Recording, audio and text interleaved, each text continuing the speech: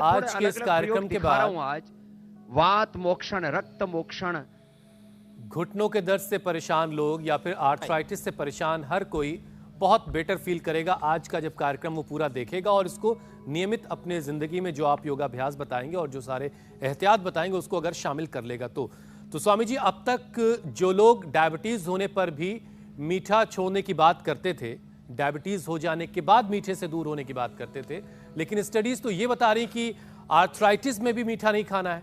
मीठा हड्डी की सेहत को कैसे नुकसान पहुंचा रहा है, जरा ये समझाइए, क्योंकि मीठा तो जहां कहीं भी दिखता है तो हर एक का मन जो है ललचाने लगता है कि यार थोड़ा सा मीठा, वैसे भी बार बार ये कहा जाता है कि थोड़ा मीठा हो जाए, कोई भी खुशी का मौका होता है तो खुशी का इजहार भी मीठे से तो होता देखो, है। एक तो ये घुटनों की एक्सरसाइज बता रहा हूं, एक तो ये तो बुजुर्गों के लिए एक्सरसाइज है, ऐसे ऐसे ऐसे दोनों तरफ से घुटने ऐसे घुमाना, ऐसे ऐसे, और एक है घुटने खड़े खड़े, देखो घुटने ऐसे खींचना छोड़ना, ऐसे ये, और एक जो है ये बहुत अच्छी एक्सरसाइज है। 100 साल तक ऐसे ही हम इंडिया टीवी पर दंड बैठक लगाते रहेंगे, ये ऐसे। इसको तो अभी 9वें महीने में प्रवेश कर गई है मीनाक्षी जी, वो भी थोड़ा थोड़ा आधा तो कर ही लेंगी। और ज्योत्सना जी की तो ज्योति पूरी हो गया, स्लोमो में हो गया सारा काम, धीरे धीरे होता है लेकिन हो जरूर जा रहा है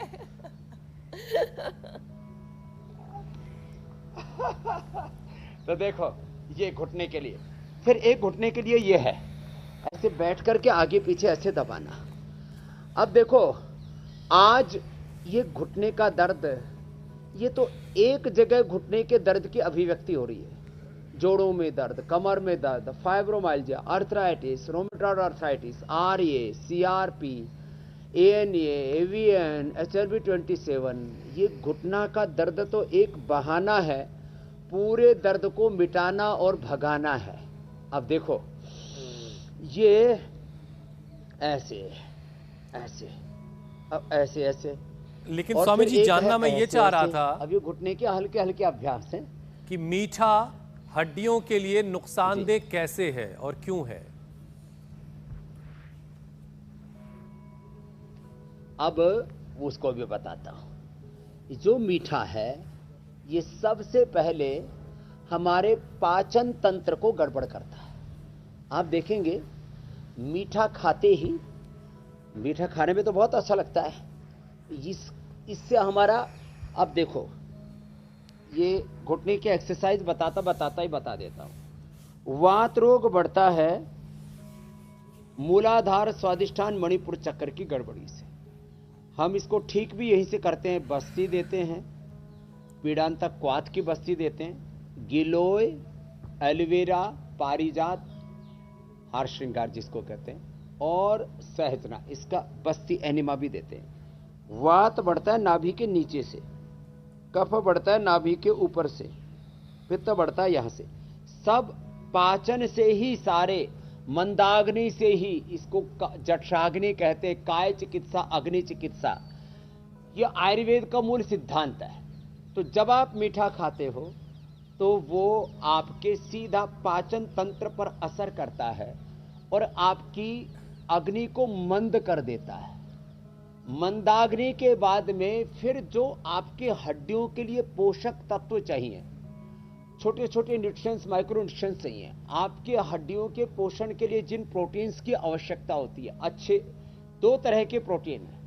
हमारी पूरा बॉडी जो है प्रोटीन से बनी है, उसमें करीब करीब जो है 80%, 90% प्रोटीन की भूमिका है। बाकी तो छोटे छोटे अलग अलग प्रकार की क्षतपूर्ति के लिए मिनरल्स और विटामिन, न्यूट्रिएंट्स, माइक्रो न्यूट्रिएंट्स बहुत छोटे छोटे होते हैं। तो ये जो हम मीठा खाते हैं, ये सीधा हमारे छोटी और बड़ी आंत को और पूरे पाचन तंत्र को, लीवर से लेकर के हमारे पूरे आमाशय पक्वास्य से लेकर के और गाल ब्लैडर से लेकर पूरे पाचन तंत्र का विध्वंस करता है।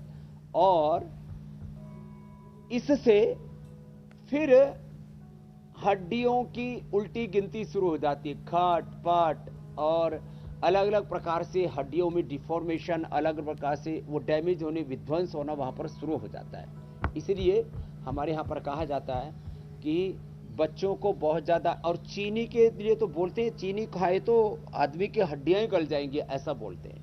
तो अच्छा स्वामी जी, पाचन तंत्र को बैठा देता है। चलिए अब कम से कम ये बात समझ में आ रही है, चॉकलेट खिलाने के बाद में उस बच्चे की भूख ही मर जाती है कि मिठास किस तरह से नुकसानदेह है। लेकिन स्वामी जी देखिए, अभी तक अपने बारे में हुसैन लेकिन बता दीजिए कि आप खुद मीठे के कितने शौकीन हैं, इसलिए तब से एक ही सवाल के पीछे आप पड़े हुए थे। मैं सोच रहा था मीनाक्षी कि स्वामी जी थोड़ी गुंजाइश दे दें और यहाँ थोड़ा बहुत मीठा खा सकते हैं भाई। इसमें मीनाक्षी जी एक बात और कर ले, मीठे में ना, हाँ, तो इसमें मीठे में क्या करें, खजूर खाएं, अंजीर खाएं, मुनक्का खाएं। अब गर्मा गर्म जलेबी का मजा तो स्वामी जी इसमें नहीं मिलेगा। नेचुरल जो स्वीटनर्स हैं, हाँ। अभी देखो गर्मा गर्म जलेबी कभी कभी खा लेना, सप्ताह में या महीने में। आप जैसे जो जवान हैं उनको सप्ताह में, जो बुजुर्ग हैं उनको महीने में एक बार मीठा खाने की छूट है। फिर लेकिन वो एक बार खाया हुआ वो 7 दिन में, 1 महीने में फिर उसका वो निष्प्रभावी हो जाएगा। ऐसे तो रोज हमारे शरीर में, अब देखो एक अगला विज्ञान बताता हूँ, जैसे वात, पित्त और कफ कहाँ से पैदा होते हैं। फिर वात का असर पूरे शरीर पर होता है, पित्त का असर जो हमारे पित्ताशय पर, और फिर बीपी बढ़ता है, उससे आंखों में और शरीर में जलन और स्किन प्रॉब्लम होती है। और कफ का असर फिर पूरा शरीर मोटा होता है, उसका रेस्पिरेटरी ट्रैक पर ज़्यादा असर होता है, उससे शरीर में गांठें और कैंसर आदि बनते हैं, मोटापा आदि बढ़ता है, वो अलग बात है। ऐसी एक और विज्ञान थोड़ा सा बता देता, लंबे लंबे श्वासों के साथ। तो ये जो है आज हम वात रोगों के लिए जो योगाभ्यास बता रहे थे, तो एक तो ये अभ्यास जो बताए थे, इन अभ्यासों को कर लें, और साथ में जो है ये छोटी छोटी बातें जिनका शरीर से बहुत गहरा संबंध है और जिस पे ध्यान बहुत कम लोग देते हैं। वात, पित्त, कफ बढ़ने से सारे रोग हमारे शरीर में पैदा होते हैं। अब आपने बढ़ाने वाला तत्व बता दिया, अब मैं घटाने वाले तत्व की बात करता हूं। ठीक है। एलोवेरा, हम जो है इंडिया टीवी पर पूरा का पूरा इसके बारे में सारा की सारी सूचनाओं को बड़े अलग अलग प्रकार से उसको ग्राफिक्स के जरिए भी बताते रहते हैं। एलोवेरा, गिलोय, निर्गुंडी, पारिजात और सहजना, 5 चीजों का यदि जूस पी लिया ना तो ये वात का प्रशमन हो जाता है। ये भी तो बड़ी बात है। यदि गोखरू पी लिया, यदि गोधन अर्क पी लिया, और लौकी का जूस नहीं, जूस ठंडा होता है, सूप पी लिया, तो अंदर से जितने भी ये पेन मार्कर्स बढ़ते हैं, ये जो अलग अलग प्रकार के दर्द को पैदा करने वाले प्रोटीन्स बढ़ जाते हैं। और अलग अलग प्रकार के इन पेन मार्कर्स को रेगुलेट करने के लिए, ये भी घुटने के लिए बड़ा अच्छा, वेट भी कम हो जाता है इससे। तो अलग अलग प्रकार के जितने भी ये पेन मार्कर्स हैं, चाहे आपने प्रोटीन के लेवल पर से उसकी शुरुआत की, अब मैं उसको RA, CRP, ANA, AVN, HLB27, ESR, uric acid, ASO, जितने भी ये पेन मार्कर्स फिर बढ़ते हैं। अच्छा, एलोपैथी में डायग्नोसिस सिस्टम में मॉडर्न मेडिकल साइंस ने ये तो बता दिया कि दर्द बढ़ता है तो ये चीजें गड़बड़ी होती हैं, अंदर ऑस्टोब्लास्ट ओस्टोक्लास्ट सेल्स का इंबैलेंस हो जाता है, बोन फॉर्मेशन, बोन रिजॉर्प्शन गड़बड़ हो जाता है, और इससे पूरा हड्डियों का मेटाबॉलिज्म गड़बड़ हो गया।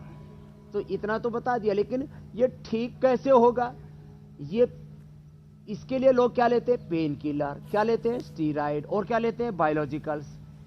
ये दवाइयां नहीं है, ये दवा के नाम पर धोखा है। इसलिए मैं कहता हूं ये एलोपैथी में बहुत सी जगह तो धोखापैथी हो जाती है।